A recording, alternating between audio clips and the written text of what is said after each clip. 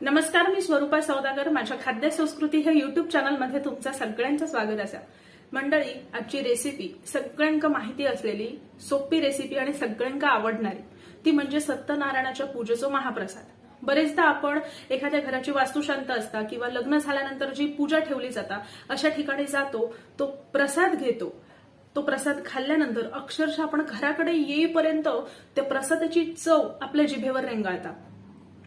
आपणाक तो प्रसाद आवडता म्हणून आपण घराकडे बनवण्याचा प्रयत्नही करतो, पण ती चव काय ते काय येणार नाही. काय येणार नाही?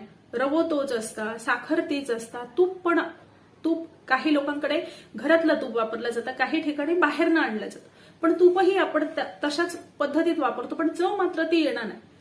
अगदी छोटे छोटे टिप्स असत ते जर तुम्ही फॉलो केलात आणि ह्यो शिरो बनवलात तर जसो आपण पूजेत महाप्रसाद खातो तशीच्या तशी चव येता. त्यासाठी काय टिप्स वापरू हे चला बघूया. तर ह्यो शिरो बनवण्यासाठी मी एक जाड बुडाचा पॅन घेतलाय आणि जो रवो घेतलाय ह्यो रवो असा 1.25 वाटी, आणि ज्या वाटीन मी रवो घेतलाय त्याच वाटीन इतर सगळं म्हणजे तूप, साखर किंवा केळा ज्या वापरलोय ह्या सेम वाटीन 1.25 वाटी मी घेतलंय. आता पॅन गरम करूक ठेवल्यानंतर जर तूप घेतलंय 1.25 वाटी त्यातले 2 चमचे तूप पहिला मी पॅन मध्ये घातलंय आणि त्यात 1.25 वाटी घेतलेलो रवो ओतून व्यवस्थित खमंग भाजून घेतलंय. आता ह्यो रवो भाजताना अतिशय मंद गॅसवर 7 ते 8 मिनिटं रव्याचा रंग बदलापर्यंत रवो भाजूक होयो, व्यवस्थित भाजूक होयो. रवो भाजल्यानंतर वास येतलो, वास येऊक लागलो की समजू हवा की रवो व्यवस्थित भाजून झालेलो असा. हात अजिबात सोडायचो नाही, पेशन्स हवे. मंद गॅसवर रवो 7 ते 8 मिनिटं भाजून घ्यायचो. ह्यो रवो भाजत असताना त्याच्यात मी अगदी चिमूटभर, व्हिडिओमध्ये मी दाखवले बघा, अगदी चिमूटभर त्याच्यात मीठ टाकलंय. रवो भाजून 2-3 मिनिटं झाल्याच्या नंतर ज्या 1.25 वाटी केळा घेतले त्याचे गोल चकत्यो काढून घेतलेले, ते केळ्याचे तुकडे ह्या रव्यात टाकले आणि थोडेसे परतून घेतलंय. आणि केळा त्यात परतून घेत असताना ज्या हातात तुमचा उलटणा किंवा कालविथो ज्या काय असतात त्यांनी थोडासा असा स्मॅश करू हव्या, म्हणजे त्याचे छोटे छोटे असे तुकडे राहतात आणि ते खाताना दाताखाली येतात, ते अतिशय सुंदर लागतात. आता ह्यो रवो भाजापर्यंत रव्यासाठी म्हणजे तो रवो शिजण्यासाठी काही लोक ह्यो शिरो पूर्णपणे दुधात करतात, पण दुधात केल्यानंतर जेव्हा पूर्णपणे दूध वापरला जातं तेव्हा तो भांड्यात चिकटलो जाता किंवा असो खाताना पण टाळूक थोडंसं चिकटल्यासारखं होता. त्यामुळे मी 1.25 वाटी दूध आणि 1.25 वाटी पाणी असं मिक्स करून तापत ठेवलंय.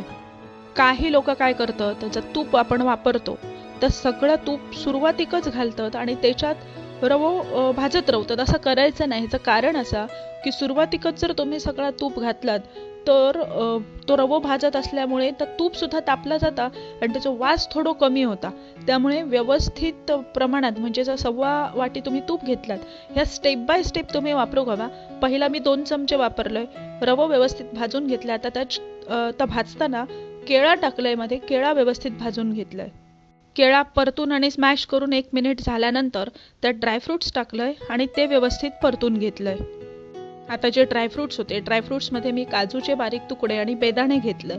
आणि काही लोक काय करतात, हे ड्रायफ्रुट्स भाजताना सुरुवातीकच तुपातनं ते भाजून काढतात, पण समजा जर तूप थोडासा जास्त तापला किंवा ते जास्त भाजले गेले तर त्यांची टेस्ट करपट येतात. त्यापेक्षा रवो तुमचं भाजून झालं की हे ड्रायफ्रुट्स भाजायचे. शक्यतो जे बेदाणे असतात, मनुका आपण म्हणतो, हे भाजल्यानंतर जर डायरेक्ट तुम्ही तुपात भाजलात त्यांची चव बदलण्याची पण शक्यता असतात. त्यामुळे रव्याबरोबर ते भाजायचे, म्हणजे जी त्यांची ओरिजिनल टेस्ट असताना ती आपल्या व्यवस्थित त्या शिऱ्यात मिळतात. आता ड्रायफ्रुट्स भाजून झाल्यानंतर ज्या दुसऱ्या बाजूक तुम्ही पाणी आणि दूध उकळत ठेवलात त्या ह्याच्यात ओतू घालायचं. पण ह्या ओतताना 2 गोष्टी लक्षात ठेवायचे की त्या ओतल्यानंतर हात न सोडता कंटिन्युअस तुम्ही हातातल्या उलटण्यान जर डाव असताला त्यांनी किंवा चमच्यान ह्या ढवळत राहायचो ह्यो रवो, अजिबात हात सोडताना. आणि यावेळी गॅस अतिशय मंद असणं आवश्यक असा, कारण हाय गॅसवर दूध ओतल्यानंतर तर पटपट वर असा उकळता आणि अंगावरती उडण्याची शक्यता असता आणि त्या लगेच आटला जाता आणि करपण्याची शक्यता असते. त्यामुळे गॅस मंद हवो आणि सतत ढवळत राहू हव्यात. आता व्यवस्थित ढवळून त्या उलटण्यान ते जे गाठी असतात, गुठळे होतात थोडे थोडे, ते मोडूक हवे. पूर्ण पाणी आटेपर्यंत, म्हणजे त्या दूध आणि पाण्याचा मिश्रण पूर्णपणे आटून तर सुकून त्या रव्यात ओढला जाऊन शोषला जाऊन तो कोरडं होऊन शिजेपर्यंत तर ढवळत राहू हव्या. त्या शिजल्यानंतर जी 1/2 वाटी साखर घेतला ती त्यात घालायची. साखर घातल्यानंतर पण सेम प्रोसेस करायची. व्यवस्थित ढवळत राहू हव्या, हात सोडायचो नाही. साखर घातल्यानंतर सुद्धा गुठळे होण्याची शक्यता असतात, सतत ढवळत राहायचा. आता साखर घालून व्यवस्थित ढवळून झाल्यानंतर परत ह्याच्यात तूप, वाटीत उरलेला तूप असा त्याच्यापैकी 1 चमचो तूप, आता ह्या स्टेपला 1 चमचो तूप घालायचा आणि व्यवस्थित ढवळून घ्यायचा. व्यवस्थित ढवळायचा, कारण आता तूप सगळ्या बाजून व्यवस्थित लागू हव्या, साखर सुद्धा सगळ्या बाजून लागू हवी. त्यामुळे म्हणूनच पसरट बुडाचा भांडा असला की हा सगळा व्यवस्थित ढवळू घेता. व्यवस्थित ढवळायचा. साखर आणि तूप ह्या पूर्णपणे सगळीकडे लागू हव्या अशा पद्धतीने सगळं व्यवस्थित ढवळून घ्यायचा.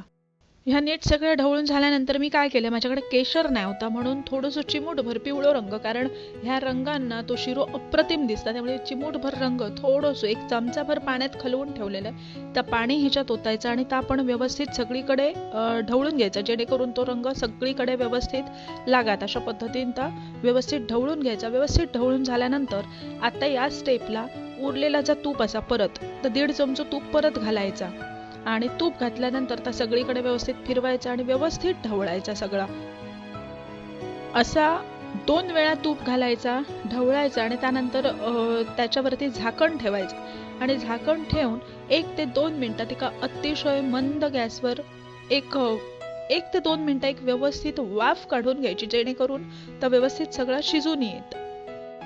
आता शिरो झाकण ठेवून शिजून झाल्यानंतर झाकण काढायचा आणि त्यात वेलची पावडर आता घालू हवी. वेलची पावडर ही सगळ्यात शेवटी घालायची.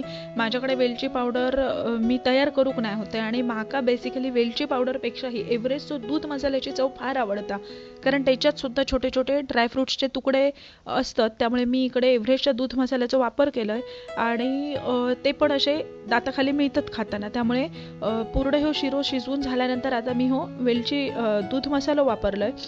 इकडे मात्र एक लक्षात ठेवायचं की सगळ्या झाल्यानंतरच ह्यो मसाला टाकायचो, कारण ह्याचो वास जर तुम्ही म्हणजे ह्या घातल्यानंतर जर तुम्ही फार वेळ जर गॅस चालू ठेवलात तर ह्यो वास उडून जातात. त्यामुळे गॅस बंद करते वेळी ह्यो मसाला वापरायचो. आणि याच स्टेपला शेवटी अगदी लास्टला तूप पण घालायचा. ह्यो दूध मसाला वापरल्यानंतर त्यावेळी तूप पण घालायचं, जेणेकरून शेवटपर्यंत त्या तुपाची चव रवात.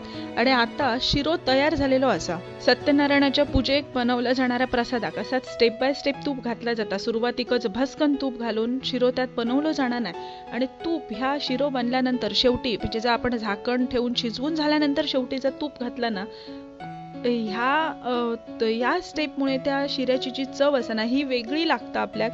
अशा पद्धतीनेच तुम्ही खा आणि माका सांगा नेमकी त्या प्रसादाच्या शिऱ्यासारखीच तुमच्या शिऱ्याक टेस्ट आली की नाही.